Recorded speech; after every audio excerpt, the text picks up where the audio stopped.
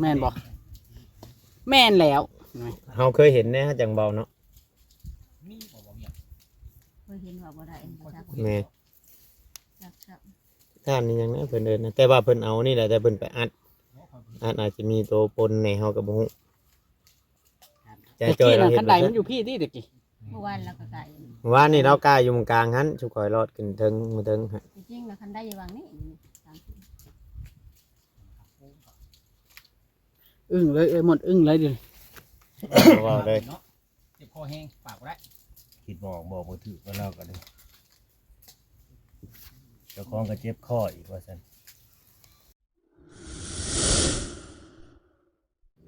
ฝากติดตามเบาโอลิแหน่เด้อพี่น้องเบิดสุปูสุคน ดูดกระแลมลายประจักเลยเจ็บคอบ่ไปหมดว่าซั่น บ่ได้กินนะกระลงกระแลมก็บ่เจ้าอันต้องกินยาทิพฟี่เด้อข่อยก็ทางผู้ใหญ่เพิ่นแนะนำมาแหละมื้อนั้นน่ะทางแม่เพิ่นแนะนำมาว่าบ่เวียงต้องกินยาทิพฟี่ติดต่อกัน 3-4 วันว่ะเสียงเจ้าจะกลับขึ้นมาเลยเพิ่นว่าแม่นความเพิ่น เพิ่นว่ากินมะขามแล้วเศร้าเสียงกันนั่นนะเขาเลยเอามาให้เจ้านี่ ให้ข่อยเคี่ยวมะขามแล้วจักหน่อยก็บ่มีเสียงเว้าอีกแล้วเนาะ อยากให้เจ้าได้กิน คักอยู่แล้วมะขามนี่ บ่มีได้กินนี่มีข้าวมานี่แล้วย้อนได้นี่เนาะอาจอยเมื่อยวิมาแต่เอาพื้นลงเจ้านี่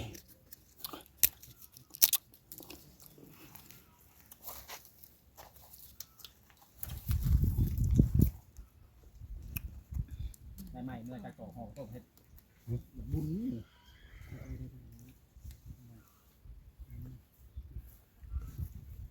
บางไฟบาด มื้อนี้ลุงบ่ได้ชวนไปทางไหนบ่มันเชื่อเพิ่นไปเพิ่นดีบ่อืมเพิ่นไปเพิ่นดีแต่เพิ่นบ่ได้เฮ็ดเวียงนี่ก็มีแต่ให้ป้าเฮ็ดซื่อๆเนาะเจาะเบิ่งกันซื่อ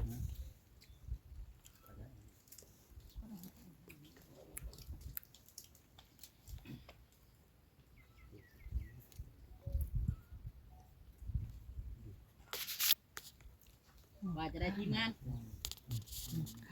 จักหน่อยกันบ่จังกลับบ้านตาวคืน แม่นจังน้อยแล้วจังพากันเมื่อออกไปข้างนอกพุ่นไปเอาทิปเข่าจะให้เฮาดื่มทิปเข่าเด้อ เอาที่เข่าละเมื่อแวะที่เข่าละเมื่อได้เปล่าเวียงใคร ของไหนนี่ลืมบ่หรือว่าตั้งจิตไปแว้อีก ดื่มมาออกมาแบบเมื่ออย่าให้ดื่ม ไปดอกมาดู ลืมออกมาเมื่ออื่นอีกเอา คือได้เงินนั่นว่าสิถามผู้ใหญ่มาถามแล้วก็เรื่องที่เขานะ เบา ท่านจะถามครับ อ่า ไปถามกันก็เพิ่งก็เนื้อใส่เลย โอเคเมื่อวันเดือนอย่างที่ถามบ่ได้ เป็นยันมาไล่เลยนี่นะ บ่แม่นแต่เพิ่นแล้วข่อยพบแล้วหวาย ทางก็จะเพิ่นจะตอบได้เป็นไงหมดเมื่อยหนังบอก มันเหม็นหมดครับ หมดหมดสะบัดกัดหมดบาทไง หมุดน้อยบ่เพ่หมุดใหญ่บ่ โอ้ย เอาหมุดแดงให้กัดไว้แล้วหมุดแดงเนาะ ฝากในเด้อพี่น้อง FC รักผู้ใหญ่ใจดีใจบุญพิจารณาอีกเทื่อหนึ่งเนาะพี่น้องเลย เอฟซีเลยว่าทีมยังก็ถ้าเราอยู่นี่เลย ผู้ที่ว่าท่านเงินหมดที่อยู่นี่ลีนี่เพิ่นสิซอยสมทบเฮ็ดตู้เฮ็ดปามกับมาเพิ่นว่ามันอยู่ปันเศร้านี่แหละกับผัวเราอยากตั้งหลักปักฐานอยู่นี้ว่าซั่นไปเฮเร่ร่อนไปแต่ใต้สอดเนื้อแต่เนื้อสอดใต้สุดท้ายก็มาอยู่นี่พี่น้องเอ้ยกลับมาบ้านเกิดเจ้าของคือเก่า แม่นแล้วบ้านชายสมบูรณ์ทางแม่น้ำทม ได้หน่อยมาอยู่น้องพ่อน้ำแม่เนาะ แม่น แม่ ทางแม่น้ำน้อง อ้อมกอด ผมกอดพ่อแม่แล้วพ่อแม่เพิ่นก็เฒ่าเลยเนาะเขาก็ยังมันอยู่น้ำเพิ่นเนี่ยแหละเงี้ยก็เบิ่งกันสอยเรือกันไต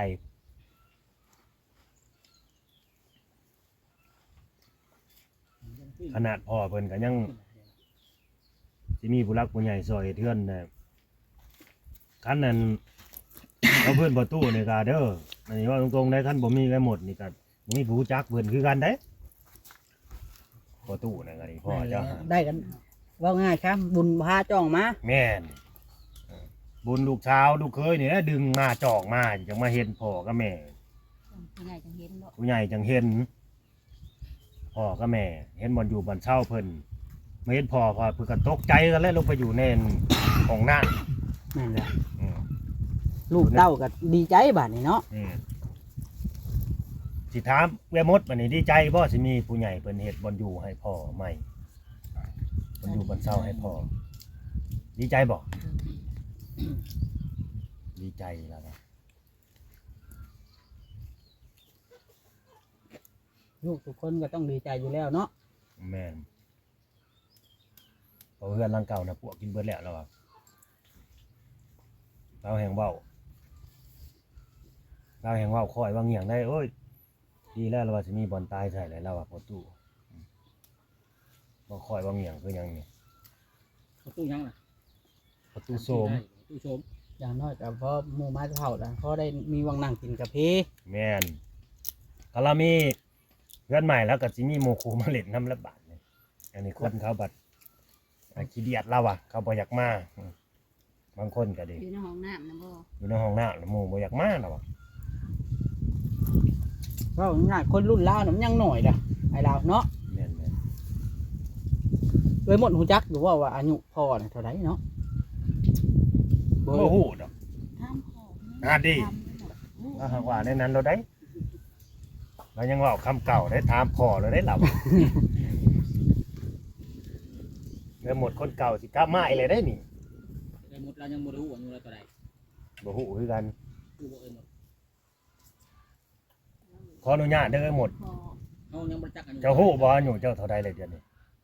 เนี่ย40ได้ 40ปลายฮอดบ่45 12 เอ 13 อสิประมาณนั้นเนาะนั่นฮอด45บ่าวกับพายยัง50 ข่อยนั้นเลขหนูรู้ได้ อ่า หารู้ได้ 55ผู้ พอเฒ่ากับไผ แนวมันแล้วลูกสาวข่อย3คนถูกบ่ห้องบ่เท่าที่ห้องหยัง แล้วเอิ้นบ่เฒ่าย้อนแต่เฒ่า บ่ได้เดือดเลยเนาะ มีเมียแล้ว ข่อยมีลูกสาวบ่อยากให้ข่อยเป็นบ่เท่าเพิ่นน่ะเบาๆดินะ ข่อยเอิ้นย้อนเราเฒ่าข่อยบ่ได้เอิ้นย้อนว่าจังซั่นข่อยบ่ได้ว่าสิเป็นลูกเคยแล้ว ผู้ใดบ่ทันได้นั่นห้องข่อยบ่เท่าบ่ได้นะ ใครบ่ทันมีเมียนะบ่ แม่น เขามีเมียแล้วบ่อุลินะ เบาดีมีเมียกับห้องข่อยประตู แม่นบ่จอย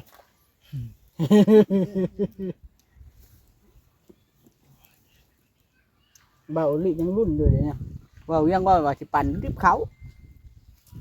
ข่อยสิมีชิดอยู่บ่เนาะ ปั่นทุกคนนั่นแหละ มาในใครอยู่ เว้ากินนี่ว่าเอ้ยมาคนเดิมสิกลับมาแล้วเป็นได้ได ไปจะงูนะเดี๋ยว เอาเราก็เว้าเด้อ ฮะ เราเว้าแน่แบบเรามีหัวหยิบมาหัวแบบมีเสียงแหน่เออ เอารักฐานนี้ไปตั้งหมู่ไปเลยนี่ตั้งสูงน้ำหลังหมู่ก็ได้นะเอาถามเมียบอสบัดนี้ แม่นแล้วจะหน่อยทางทีมงานเขากับกราบน้อยแล้วเนาะ แม่นสิได้เมื่อไรได้เมื่อนบ่ได้มาได้โอลิเอ้ย ไม่ใช่นะ เมื่อนฝากนะเมื่อน ฉีดยา สิจะหยามันได้ไว้งัวกิน ไปกินเด้อ เฮ้ย เอาไปกินโลดในสวน ถ้าบ่ข้าวเฮ็ดตัวนี้นี่จังหอยนี่จังหอยยามฝนนี่บ่ได้นั่นได้ ข่อย นะ ขายอยู่ไก่เกินพอเพียงอยู่ ได้ยีรอบจะให้ผู้ละติ๊บ คนมาถ่ายได้ทางนี้นะ ได้ติดเข้าลงจังหันแล้วสักพักก่อนให้ลงจังหันผู้ทิศลงผู้เทินใกล้วัด มื้อนี้กัน นี่นี่ได้จ้ะเอาทั้งผัวทั้งเมียผู้เดียวก็พอได้เฮือนเดียวอยู่เนาะ เดียวก็ได้ เมียลงวัดวะ ถ้าเราพูดได้หน่วยตุลายิ้มได้ทางนี้ได้เดียวยุบลง ว้าว พอหยอก ว่าให้มันเกี่ยวกับคลิปเนี่ยนะเดี๋ยวนี้นะ ตุลาไปยืน อ๋อมีแต่ว่า เนี่ยลบบัว ฝากน้ เอาไปจอ ำ ด ผู้รักผู้ใหญ่และ FC ของแต่ละคนเนาะ แม่น เฮ็ดแนวใดในเมื่อทางพ่อจอยทางเอ้ยมุดนี่เราก็ขอโอกาสแล้ว เปลี่ยนแปลงแล้วเนาะ เปลี่ยนแปลงแล้วลังเทื่ออย่างนั้นก็พอมาต่อตีนต่อมือเราขึ้นสมมุติว่าไล่จักรไล่หยังเครื่องไม้เครื่องมือให้เราคือเราอยากไล่ก็ผู้รักผู้ใหญ่สมมุติว่า คนละเด็กคนละน้อยว่าซั่นซะเนาะจักนี่ 10เนาะ ประมาณ 4,000 ปลายหรือว่า 5,000 ตีคร่าวๆ 5,000เนาะ ตีข้าว5,000แล้วนะ จากน่ะ5,000 บาท ตัวมันทนเนาะ อย่างดีอย่างทนเลยเนาะ พอแต่กี้ข่อยซื้อนั่น 4,500ซื้อจักรมาใส่แต่ว่าคุมื้อนี้ยังมีขึ้น 5,000 อยู่หมุงนี่แหละ 5,000 บาท บ่เกินนี่หรอกข้างในนั่นไว้เนาะ 3ล้านพอง่ายๆซะ เอาแต่จ้างอย่างเดียวเนาะในความคิดนี่เนาะบ่ได้จักเอาแล้วบ่มีแนวแก่ได้อบาทนี่จะไปว่าบ่มีนั่นมีนี่อีกได้อบาทนี่สมมุติว่าได้จักมา เพิ่นยังสิว่านั่นนี่เด้อเนาะ อ่า มีแต่ว่าเฮ็ดแนวใดก็อย่าให้เฮาสู้ให้เพิ่นเบิ่ง แม่น สู้ให้ FC เบิ่งต้องเฮาต้องเฮ็ดให้เพิ่นเห็น ต้องเอาจริง ต้องเอาจริง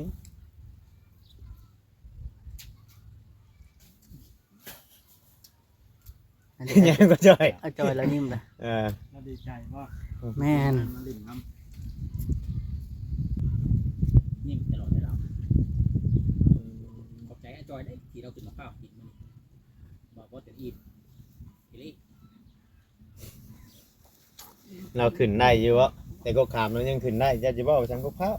กูขามงามันลายได้ข้าวมันที่นี่งาเป็นหลูกเลยเนาะต่างกันได้บ่ยัง โอ้ยตู่กำไพนี่ พอขึ้นไว้กระต้นขาพอขึ้นได้ แม่นบ่ไอ้จอย แม่งแล้วงาลาย ตัวขามเจ้าขึ้นได้บ่ไอ้จอย เราไปแล้วตัวผ้าอุ่นนั่นนะ แสดงว่ามื้อนี้นั่นเข้าไปร่มกับพ่อใหญ่น่ะทั้งไอ้หมดได้ยังกับเข้าไปตอนเช้าแล้วก็บ่ได้เดือดเลยบ่ไอ้หมดเราบ่ได้ว่าในไรเลยเนาะอารมณ์ดีแบบนี้เลยเนาะอ บัดอันเอาเว้ามื้อนั้นเราคือว่าหรือว่าอะไรยังใจบ่ดีเนาะ บ่มือเด้เด้เราแต่จุมเจ้ามามื้อนั้นจุมเจ้าได้เข้าหาเราอยู่บ่มือว่าจะมาชื่อไกเข้าบ่ได้เข้าเนาะเพราะเมื่อวานนี่เด้เมื่อวานเราก็บอกว่าลูกสาวนี่ต้องให้มาแต่งกันหาขอขมาเฉพาะจะจังสิโทษให้อภัยให้ลาวนะเราก็ยังเว้ายังคาใจเราอยู่เด้ เอ้าวันนี้เราว่าเราคุยกับลูกชายเราเลยแล้วว่าเนาะ นั่นแหละลูกเจ้านี่ ลูกชายเว้าเด้ ชายชวนลายนี่ชวนลายผู้เฒ่านี่คำว่าแบบผู้ชายผู้หยังเว้าได้เพิ่นใจเพิ่นหยัง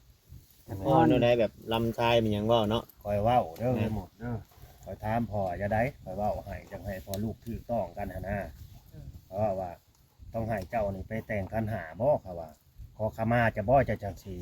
แบบว่าเศร้าเครียดเศร้าหายแล้วหั่นนะ ให้อภัยว่ะเนาะ ให้อภัย เฮาเว้าเมื่อวานนี่เนาะ เว้าในคลิปได้เราทั้งเราเว้าในได้เนี่ยเราว่ายังเงิน บ่เราว่าบ่มีคันหาก็ได้คำว่าลูกยอมเปลี่ยนยอมแปลงนะเว้าเมื่อวานนี่น่ะ สิเบิ่งลูกก่อนเนาะ บ่มีหยังก็ได้คำว่าเปลี่ยนแปลงในเฮ็ดให้เห็นเราอ่ะนะเว้าแบบนี้ คือเถียงคือเฮือดนี่แน่เนาะเราว่าขันมากเห็ดใหม่แหละเราบอกว่าหยังขันมากลงมาแหละบ่เห็ดแต่เราให้อาจอยเอ้ย เนี่ยบิดมืออื่นก่อน ตะปูยังตอกก็ยังเสียนะ เอาแล้วบาทนี่นั่นดิ เงิน แต่ปูสิตอกก็ยังบ่มี ถามเฮ็ดได้บ่คำไผ เพื่อนบอกไผได้ขายตะปู เห็นบ่ บอกว่าไผ ขายตะปู บ่บางเทื่อกัน ตี มือ ได้อันตอกนะ มือเว้าคำไผมาหลายเราหิวมาจาก2โลปู10ปู8เนาะ แม่น ดอกนี่ คน มา ตี ช่วยตั้งช่วยกันเด้ คนตีก็ยังบ่ได้มีครับแน่ที่ตอกก็ดี ยานะกันยันสูบยาเสียนยาอะไรเงินของเงินยุด จะหำกาแมวดำบ่ ยาฮอด ห้วยไปช้าลองเบิ่งเอาสิอันเว้าจากเด็กจากหน่อยบ่ต้องเว้าจะว่ามันหอมคือจะว่ามื้อนั้นน่ะให้ลองห้วยเบิ่งได้หมดลองห้วย แล้วเหลียวหนีแล้วจะ ลอง หัว อันนั้นเบิ่ง แล้วจากหัวได้แล้วดีเหลียวหนีนะแล้วยันได้เราจะหัว เจ้าอย่าให้เขาได้บอกให้เจ้ายาสูบยานะ เดี๋ยวว่าให้ห่างออกนะเนาะ นี่ สูบจากสูบลายนี่ลดลงมาสูบเดือนน้อย พอจ้อยนะบ่พาเรายา เราว่าสิยาคันจะยาได้จอย ยาได้บ่ กันผู้นึงยาผู้นึงบ่ยาผู้นึงชุบมันหอมเด้บัดนี้ แม่น พอยาไป หอมหุยๆเด้ ค่อยทยอยออกเนาะค่อยทยอยยา ทางว่าเลย คนตัวยาจริงยาสูบมือละน้อยสิเนาะลดลงอย่างยาปูดปาดบาดเดียวมันยากเลยเนาะไอ้จอย แม่นเลย อายุน้องเจ้าผู้นั่นน่ะอายุเราจักปีข่อยเอิ้นเราน้องเนาะ ก อ้วนนะน้องอ้วน อ้วน อายุน้องก็จักก็ได้ลืมนะ เจ้าอายุชาวกว่า ถา เนาะ มไผก็บ่จักเนาะถามพ่อใหญ่อายุตัวเองก็บ่จัก ยังบ่ฮู้ซ้ำ บ่ฮู้จ้ะ ถามเราเป็นตัวปีคานขี่เสือมาเกิดได้เราอ่ะ พี่น้องเนาะ บ่วัดไปหยังนั่นน่ะ สิมาสิเฮ็ดใหม่ไปเบิ่งเตา ไปเบิ่งสู่เตาเฮ็ดเตา จุพี่ช่าง ปังมาโยน ค่าแล้วได้เบายังเอ้ย ค่าแล้ว ค่าได้ว่าสิมา มั่างลงมาบัด อ่า บ่มีแนวเฮ็ด แม่ สมมุติว่าสิ สังกะสี มั่างลงมาบัดจังนั้นพ่อเฒ่าสิหาอีกนี่ แม่ ถ้าบ่มีอุปกรณ์นี่บ่พามั่างใครกลัว ต้องได้ทุนได้อย่าง ค่อยว่า สิ ค่อยว่า ด้ ไม้ เนาะ โค้งห่างมันนี่มันพอแล้วนี่คันเฮามั่งลงมาเฮ็ดหลังน้อย มันน่ะบ่มีตะบอกตะปูบัดนี่ ตะปูดอกหนึงที่ตอกก็บ่มี แล้วก็สังกะสีเนาะ แม่ แม่น สังกะสีก็พากระจาด ก็ กับตะปูน่ะเดี๋ยวนี้น่ะ แม่น เห็นหลังคากับบ่มีสังกะสี แม่นแล้ว แต่ว่าตามเฮาเบิ่งไม้นี่ถ้าว่ามาลงมาเฮ็ดน้อยนี่อยากพอ แม่น มีแต่เมียนนั่นแหละเขามาผู้ใหญ่ผู้ซอยเรือเขามาจังมากนุ่มกัน เนาะ คันว่ามั่งอะไรบ่เฮ็ดอะทางพ่อเฒ่าบัดสิว่าให้อีกได้ ลองให้โอกาส มาแล้ว ทาง บ่ได้ พอ แล้ว พอหมดกับแม่จ้อยโอ้พ่อจ้อยกับแม่หมดอีกทีนึงเนาะ เว้าบ่ได้ เนาะเว้าไปสิจองเนี่ยบ่มากลงมาประบาดเจิดหนี้ซะแล้วบ่แห้งอีกแล้วบาดนี่เฮ็ดได้ซะ เราให้สิยำเบิดสอง เอ้า นี้ มีแต่ว่าถ้าว่าทางผู้รักผู้ใหญ่ได้เห็นคลิปนี้ก็ให้เพิ่นพิจารณาเบิ่งเด้อเนาะ แม่นพิจรณ ถ้าว่าอยากจะซื้อตะปูว่าง่ายๆใช่พี่น้องเอ้ยบ่ได้ว่า กันนั่นแหละนี่น่ะ เอาเงินเอาคำให้เพิ่นออกซื้อตะปอกตะปูซื้อคนตอกคนตีนะให้เพิ่นเฮ็ด ยังบ่ ให้ มี เพิ่น อุปกรณ์ นั่นมีอุปกรณ์ พา เพราะ กระ ว่า จาดกระจีดเนาะ แม่น มากลงมา แต่มากลงมาแต่บ่ได้เฮ็ดบัดจังหน่อยสิว่าอ้าวมามั่งนู่นนั่นนี่อีกพี่น้องเอ้ยเนาะก็ช่วยไปนะพี่น้องจักสิว่าในไรเนาะเบิ่งนำกันถ้าว่าเพิ่นสิเฮ็ดอะดี สมมุติว่า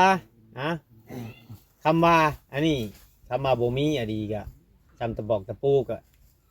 มือใดสิมั่งอะดีกับทีมงานเฮานี่ล่ะสิเก็บกันผู้ ชื่อให้เนาะ เด็กผู้เด็กผู้น้อยชื่อตะปูมาให้ มันก็ยังขาดแบบสังกะสีผากระตาด เพราะว่าได้อัน แม่นตกสังกะสีกับพากระจาดนี่ล่ะบ่เวียง จำตะปูนะเขาชื่อให้ไรอยู่เนาะ ชื่อให้ได้เอาเฮือนเบาคำไผก็ได้นะ จำตะปูอะเนาะ บ่ฮอด2-3โลดอก แม่นบ่บางอภัย แม่นแม่น มีแต่ว่าพังโอกาสจากผู้ใหญ่ใจดีเพิ่นพี่น้องเนาะเนี่ยว่าขาดแต่อันนี้แหละให้เพิ่นเบิ่งให้เพิ่นพิจารณาเดี๋ยวมื้อหน้ามื้อในจังชุมเฮาจังสิมาอัปเดตเบิ่งใหม่เนาะเพราะว่าตอนนี้น่ะเพิ่นเบิ่งอยู่เพิ่นเฮาต้องอัปเดตไปเรื่อยๆนะ แม่น ถ้าสมมุติป้าปึ๊บเดี๋ยวมาถ่ายปั๊บบัดใหม่ก็เพิ่นก็ บ่ บ่ โตขึ้นไปยังนะ เชื่อเฮาอีกเฮาสิเว้าหยังเพิ่นก็บ่เชื่ออีกทุกสิ่งทุกอย่างต้องถ่ายให้เพิ่นมึงเบิดพี่น้องเอ้ย มาโตขึ้นไป อยา บุ ก ก พา บ้า มาน งลง มา มา โต ก็มีแต่แป้นปูแต่ลังมุงมันบ่มีสังกะสี แม่ กับผากระ แม่ ตาด น แต่ที่ แต่ว่า อั ไม่ข่าวนี่ยังใช้ลายอยู่ไม่ข่าวไม่เสร็จ มันก็มีปัญหาอยู่นี่แหละแต่ว่ามากลงมาแล้วมันเฮ็ดบ่ได้ เนาะบ่เวียงบ่ได้อยู่เนาะผมมันน่ะ ยังได้ค่อยเบิ่งนะวาน ห้อมเขารุ่นนี้ทางพ่อเฒ่าเพิ่นก็เว้าอยู่พอตัดออกเปลี่ยนออกต่อชนมันน่ะ บ่อันซุมเจ้าก็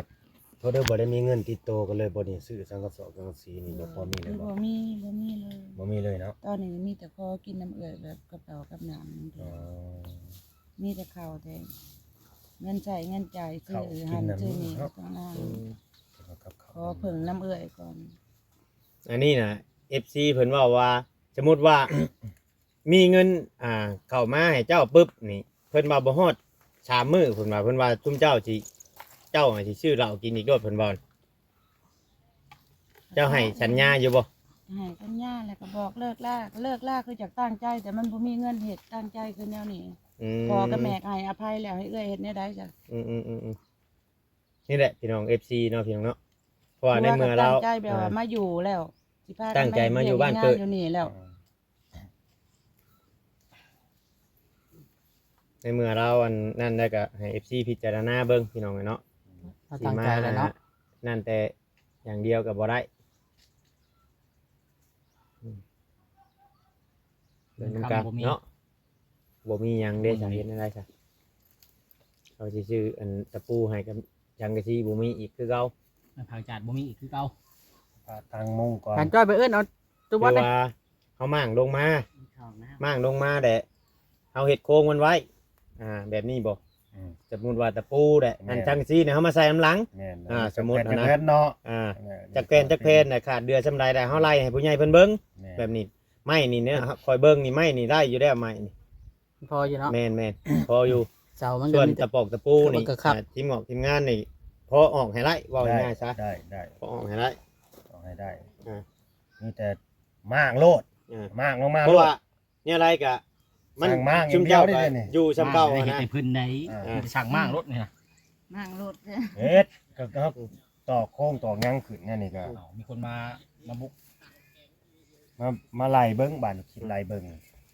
ว่ามันสิเบิดชำได้เนาะ สิเบิดจำได้ภาคอาจารย์เพิ่นจักแผ่น ไม้เครื่องมันยังมันเพราะว่าเพราะว่า ได้ดอกกันหลายคนก็ต้องเลยซอยกันปัญหาละ10 ทีมงานซอยกันเอง แม่น ทีมงานซอยกันเองก็ได้อีดอกภาคอาจารย์นะทีมงานซอยกันเองก็ได้สังกะสีก็ไล่กัน ผู้ละแผ่นบ่ พุ่นละแผ่น2แผ่นก็ได้กันบ่ได้อีหลีกับทีมงานเด้อ กันบ่มี งานใส่โลด ซอยเด้ เนาะบ่าวอีหลี แม่นได้จะได้เสมอเบาดีฮะ สามสังกะสีน่ะ เพราะว่า ได้เบายัง เพราะว่าเฮาสิเฮ็ดชอบลงแดบ่ได้ใหญ่ แม่ กว่านี้เนาะ บ่ได้อีหลีกับทีมงานหารกันใส่โลดสังกะสีฮะ โดย บ่ยากดอก สามบ้านลุงชมนี่ ใช่ เห็นบ่บ้านลุงชมตู้เวียงฮู้เจ้าเนาะ ชมใช้อีกบัด เอาบ้านลุงชมบ้านตู้จอมโพดเจ้าเอิด โอ้โพดนะ ว่าดอกสิน้อยซำแล้ว น้อยโพด น้อยโพดบ่ อยู่2คนอันนี้เนาะสร้างว่า ชำชาเล่งนี่ได้บอกกับไผว่าเดี๋ยวนี้ แม่นจะบ่ ใหญ่กว่าอยู่ดอก แล้ว ดี บ่เคยเห็นน้ำใบได้สักแนว ว่าอะไรก็ซ้ำชาลิง อันนี้น่ะสมมุติว่ามั่งลงมาน่ะเฮ็ดขึ้นจาก6ต้นเฮ็ดขึ้น6ต้นบ่มี เฮ็ด ดอก จำเพิ่นเฮือนนั่นน่ะก็ได้ดีงาม เพราะว่า ทำเพื่อนชาวใบนี่นะก็ได้ล่ะไปว่านะ เพิ่นเอาไว้จำได้ก็บ่จัก ทรงโมเดิร์นเราได้นั่นน่ะ เพราะว่าจำเพื่อนที่หมู่บ้านนี่ เพื่อนน้องเติ้ลน่ะเนาะ อ่า จำเพื่อนน้องเติ้ล เพื่อนนั่นน่ะพอดีงาม พอดี อยู่กัน2คนเด้ จำเพื่อนน้องเติ้ลพอดี เอา ได้ หก อยู่ ต้นเนี่ยโอเคแล้วตามนั่นแหละเนาะสบายดีไปหมดแล้วจ่อยไปหาทางออกให้ซุมเจ้าเลยแล้วนี่ หาทางลงให้เนาะ แม่นสบายดี อ่า ขอให้มีผู้รักผู้ใหญ่